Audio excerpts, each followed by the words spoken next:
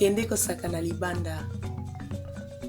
Kende Sakana Libanda is a sentence that means go play outside. It is in the language called Lingala. Lingala is the most known and most spoken language in the Democratic Republic of the Congo, a country in the continent of Africa.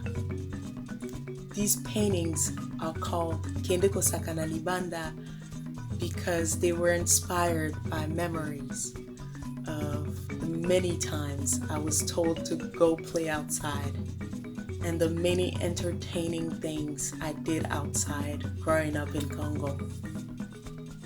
It all started when I was traveling in a foreign country and I realized that I had lived abroad longer than I had lived in the country where I was born, which is the Democratic Republic of the Congo. When I realized that, I decided that I couldn't forget the memories of my time in the great outdoors of that beautiful country. And I could not forget the adventurous, playful things I had experienced just because I was on new adventures abroad. I had to find a way to not only remember those memories, but keep being reminded of them. And so I began painting. I painted the things and moments I remembered and the memories I cherished. Each stroke of paint reminds me of a memory of playful, fun, exciting, explorative times outside. Memories of mom, dad, aunties, and uncles telling the kids to go play outside. And outside was the place to be. It had so many things to do. Like building sand huts after a rainy day. With the sand still wet, you find the biggest sand area in the yard to make sand huts. The making of these sand huts required only one thing, the foot of the sand hut maker.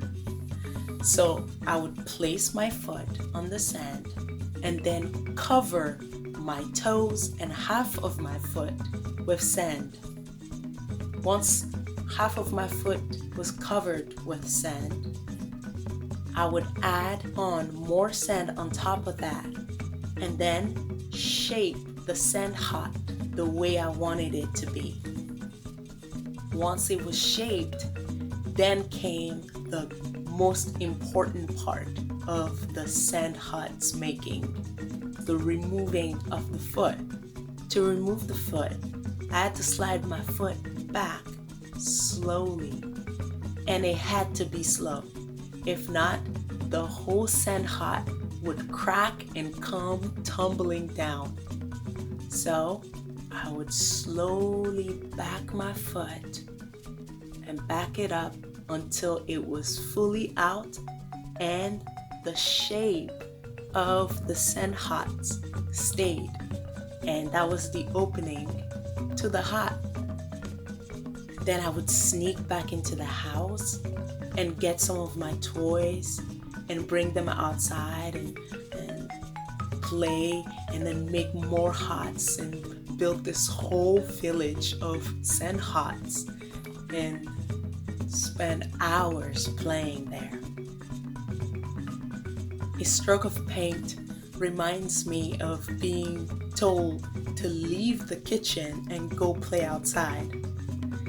And when outside, I wanted to do what I saw was being done in the kitchen.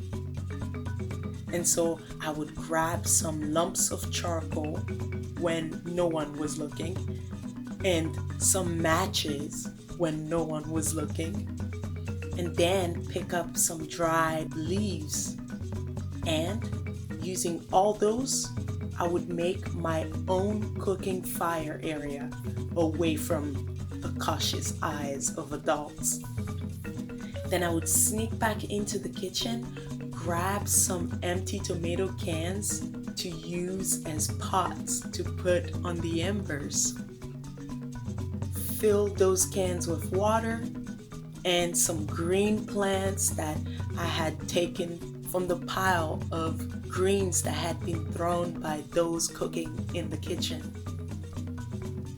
And I would be as bold as to actually try and eat what I had made, and realized that the food made in the kitchen was way better.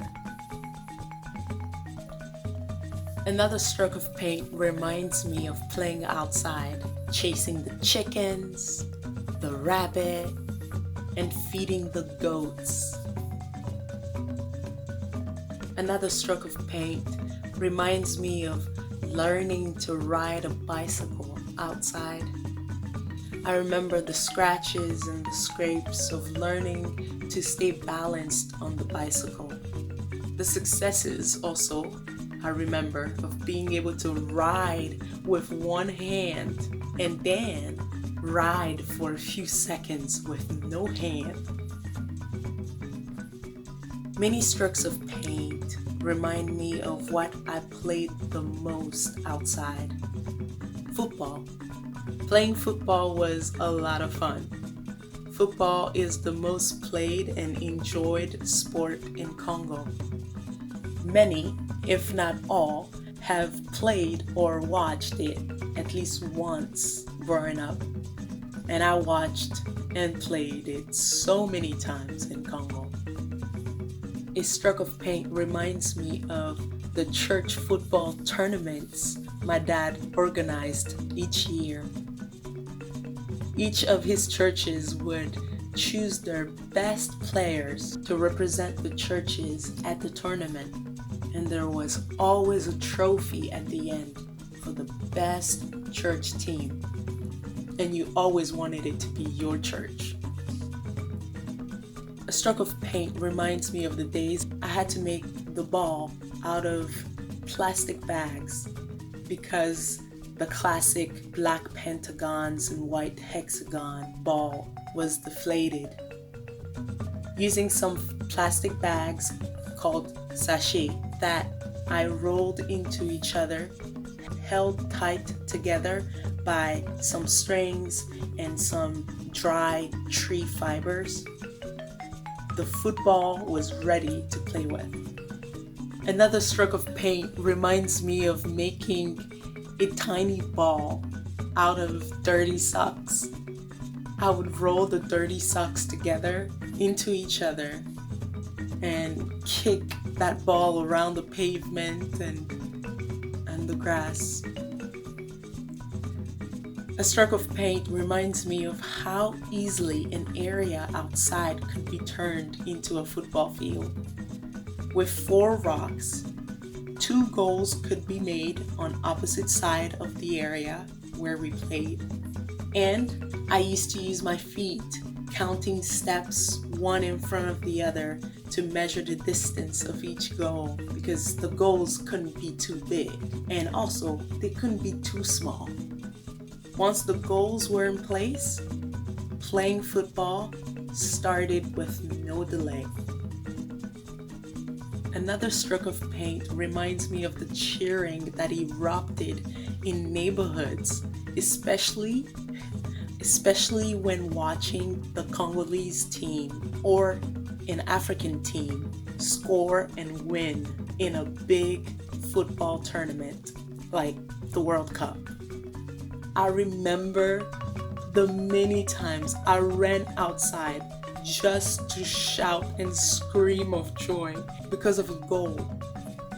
And The feeling of rejoicing with the others who were also shouting from afar was the best part. You wanted to be part of that moment with others and not miss out on the common shouting that happened at that moment. And also, you wanted to be part of the shouting and chanting that happened in the streets after the game. Other strokes of paint remind me of playing Zango. Zango is this intricate, leveled team jump rope game. Very exciting and competitive.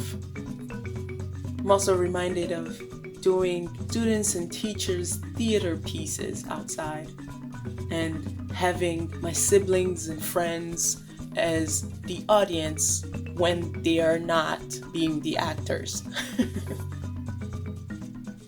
I remember climbing trees to reach the best mango, or climbing up and sliding back down. I remember playing on swings and trying to swing as high to the sky as possible. I'm reminded of exploring nature by catching grasshoppers and also by catching les grillons. It's French for crickets, but these were a special type of crickets, and they only made noise at night, and they spent a lot of time in the ground, so they would go hiding there, and so you would need a lamp at night when you go outside to play, and you bring the lamp near where the noise is coming from. You dig in there and you catch them, and man, you brought them in the kitchen afterwards, cleaned them up, and then you cooked them. I'm also reminded of planting seeds in the garden and help water the plants, and also cutting the vegetables to bring to the kitchen for them to be cooked. The many memories of being told to go play outside remind me of the exciting, explorative, and active life I lived in Congo. Playing with friends, neighbors, family members, finding new and adventurous ways of keeping myself entertained was worth it. Being told, Kende Sakana Libanda. The great outdoors of Congo provided such great adventures and opened my mind to creative possibilities. These memories I won't forget. Memories that teach me, even till this day, that outside is still worth exploring. Through these Kende Sakana Libanda paintings, I am able to remember. Through every stroke, I am able to remember the outdoor adventures of beautiful Congo. Kende Sakana Libanda. Go play outside. Great Congolese memories.